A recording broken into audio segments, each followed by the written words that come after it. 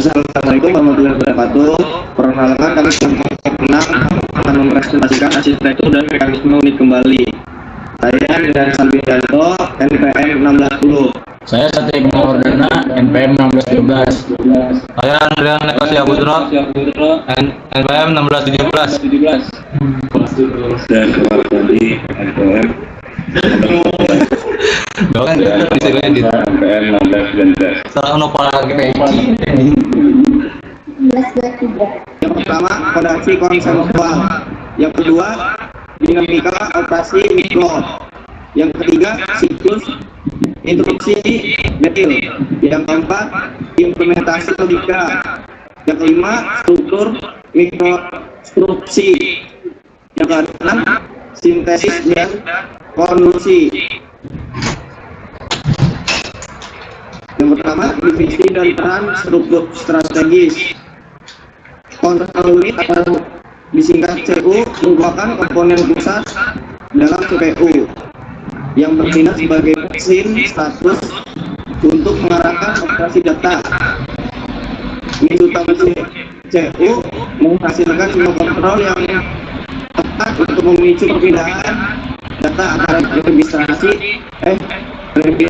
dan mengaktifkan fungsi spesifik pada ALU dan interval yang waktu yang presisi. Logika data, jika ALU adalah otot yang melakukan kalkulasi, maka CPU adalah saraf yang menentukan kapan otot harus berkontraksi. CPU tidak berproses data, yang mengelola prosesor.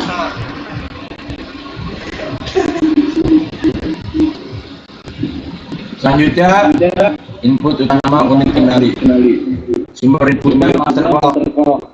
Peran dalam pengambilan keputusannya, sinkronisasi waktu dasar. Setiap operasi mikro atau distet terjadi pada pulsa clock tertentu. Lalu instruksi rek atau IR menyediakan output atau kode operasi yang menentukan jenis instruksi yang akan dijalankan. Flex atau status bit input dari lalu zero carry sign overflow untuk menentukan alur logika percampungan. Yang terakhir control bus sinyal eksternal seperti interrupt atau acknowledgement dari sistem bus.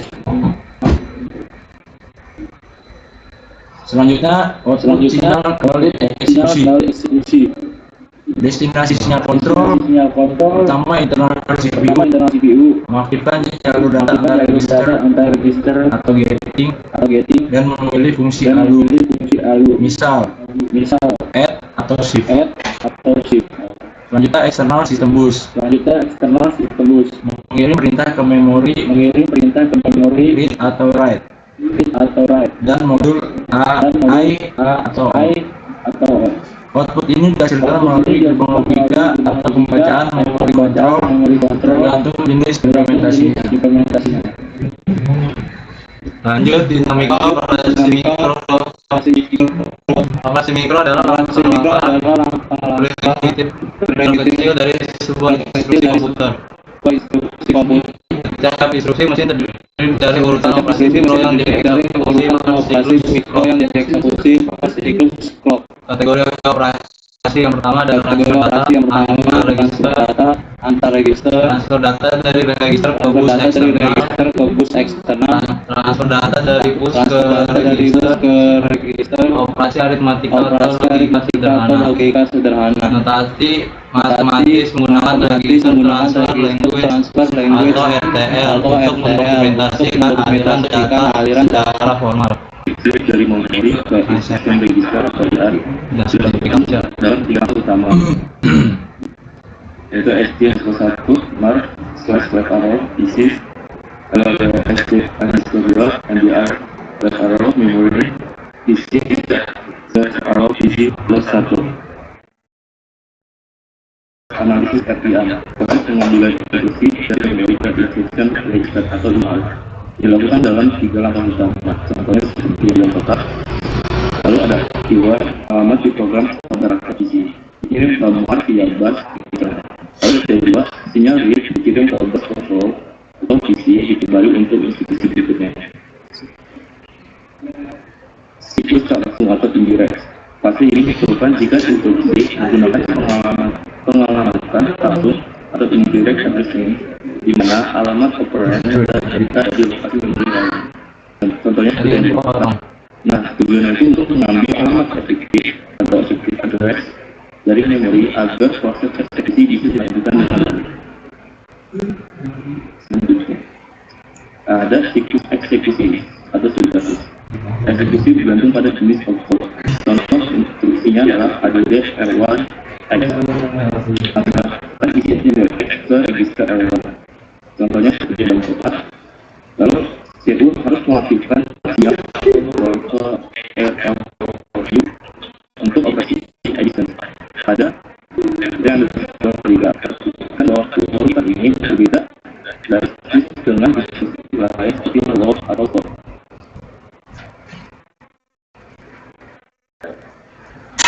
Nah, kan juga tidak berfungsi.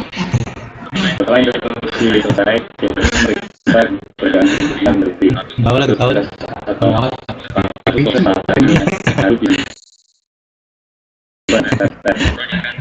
kontrol yang akan ke alamat rutin penanganan atau IR.